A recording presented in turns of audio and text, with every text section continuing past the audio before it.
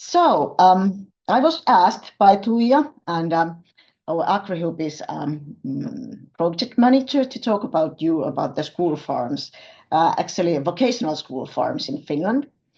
And we have like 39 vocational school farms in Finland all over. And you can see the map over here. It's basically the green ones are school farms with some kind of agricultural activities. And the orange ones are the schools that have some kind of forestry in them. And collectively, all the institutions here together, we have like over 3,000 hectares of arable land and over 8,000 hectares of forest. So it's kind of vast amount of facilities to be used. And also over 1,400 heads of cattle and 540 horses.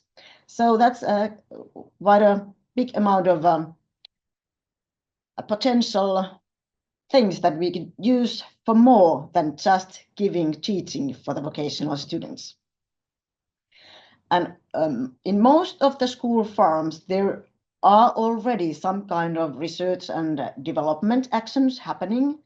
Not very much, but at least something. And we realized a few years back that this potential we have in all these 39 schools is huge.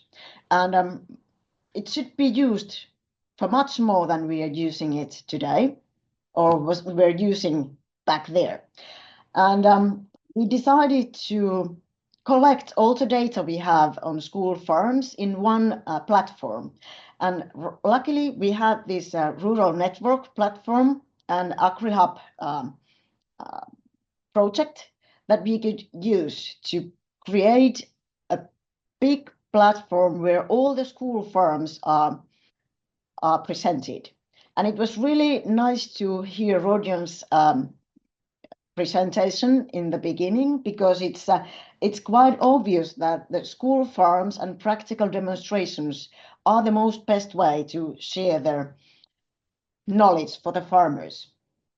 We have also made some kind of small research and asked for the farmers how do they want to get the new knowledge. And the best way to get it, according to them, is to see the practical implementations and be able to take part on some kind of real hands-on experiences. And most they would like to have those experiences on their own areas. So it's Finland is a wide country. Up north, it's quite different from the southern part of Finland. So it's quite important that the experiences and the demonstrations are made nearby, so that they are really useful for the farmers as well. So we had this project, what we called Pro Opetustilat project, and it was like Pro School Farms project. And it lasted for a little over a year, and it ended about a month ago. And during the project, we created the platform. And if I open the link over here, it's about the same as Rogen's platform was, because you can see all the school farms in Finland.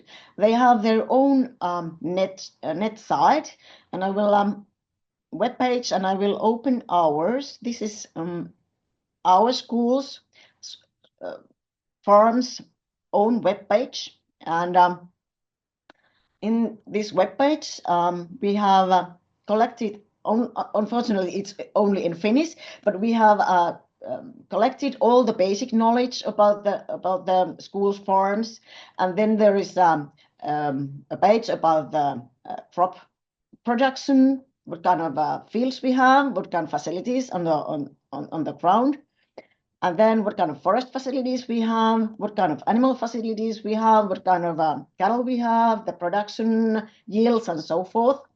And also what kind of technology we have on a school farm, what kind of machinery, what kind of digitalization and automatic procedures we are using. And then one of the most important thing is that we have the climate smart actions and climate actions we have in the school farms. They are all described here, quite detailed. And then there is also additional links to be able to get used to see the school's farms. For example, in ours, we have a video here that's taking the big picture of the school farm. You can see what kind of animal shelter we have, and what kind of fields we have, what kind of machinery we have, and so forth. And it also tells about all the climate smart actions we are using at the school's farm at the moment. And then we go back to this one. And this project was really good one, because we got all the presentations of the 39 school facilities, and it's now available for all the people at the Rural Networks platform. And then about our school farm, because this one, the previous one I showed you, this was developing all the Finnish school farms to collect the data from the school farms and made it up to the platforms. And now if we talk about the facilities we have here in central Ostrobothnia, we are located here in the western Finland. And we have had two different projects that have directly developed the school's farm. We used to have a very good farm that was very badly outdated. We had a good cattle. We had a lot of knowledge on how to breed the cattle, how to take good care of them, how to make quality milk, and so forth. But it was outdated by the automatization and by the technology. And we tried to find funding to build up the school's farm again. And we first started to look for the funding just to develop the school's farm.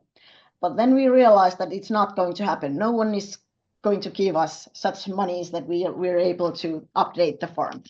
So then we thought outside the box and started to collect different stakeholders and made a network to develop a new teaching, research, and development platform. And that's when it started to fly, because it was obvious that different stakeholders, they needed to be able to test their procedures, test the technologies, and so forth. And also different levels of the education institutes, they needed to have some kind of place where they can have their students to have hands-on on the rough data and in all, or the hands on the field or hands on the animals. So the objective of the first Creative Campus project was to have two projects. We invested in our school and we built up the learning environment. And we were able to build in a lot of new technology and automatization. And it resulted to that we are now having a lot of cooperation with different kind of schools in vocational level, also in higher level, a lot of cooperation with stakeholders in advisor companies and in relief workers companies, as well as companies that are producing food or producing technology. It was a very big project with a lot of costs, but at least at the moment, it seems that it has been a productive one and a really successful one. After this project that ended in the August of 2022. We also had another one that was making the additional implementing of the schools, farms, research and development actions in our area. It was a lot smaller, but we were able to deepen the connections between our stakeholders. It was a good one to have in addition. And what we really then were able to do, like innovative practices, we created a digital bridge from our schools farms to applied technology universities so that they are able to follow our school farms daily life via very wide camera system. The cameras are zooming so that you can see the ear tags of the cows from all over our farm dairy house, and also the cameras able to video different kind of actions they take. For example, we are able to take videos if we have had some kind of special occasion like a hard delivery or something. Then we can take the video and make it like a teaching material afterwards. And also all the data that our dairy house is developing or producing from the milking machines, from the environmental meters, and all the other automatizations and energy systems we have, that data is available for the applied technology universities, and they are using it. And we are having 2 different applied universities in Finland that are using our farm right now. And it has been an excellent opportunity to mix and match higher education and wet school farm, as well as the research and development actions. Show you a couple of slides later on what kind of theses we have already produced and what kind of projects are at the moment running at the schools farms. And as Rojan said in the former presentation, the knowledge is easily distributed and implemented to our students as well as to the farmers in the area. And one thing that we always have to keep in mind, and which is a very important one, is that the teachers and our staff is on top of the new knowledge, as well as the applied sciences teachers are able to get their hands on the real work on the farms. So it's important thing to do. And also one thing we're doing here is that we are kind of an open window to our food production. We are giving a lot of opportunities to elementary school students as well as the high school students to come and see what kind of food production we have, and it's open to everyone, and it's very much used actually, and we have a lot of visitors in our farmhouse every year. And also it's a good way to show how climate smart we are today and what kind of climate smart agriculture activities we use already in the food productions. Anna-Mari, if I can ask you to Yes. finish in about 2 minutes. Okay. Thank you. Yes. Challenges we have had is that normally school farms in like we have the 39 schools, we don't have any research and development personnel, so the funding must come from outside. It's a challenge because not every school has resources to apply for the monies as well. And what we would do differently next time, we would do even more close planning with the research and development institutions all along the way. And perspectives for the future.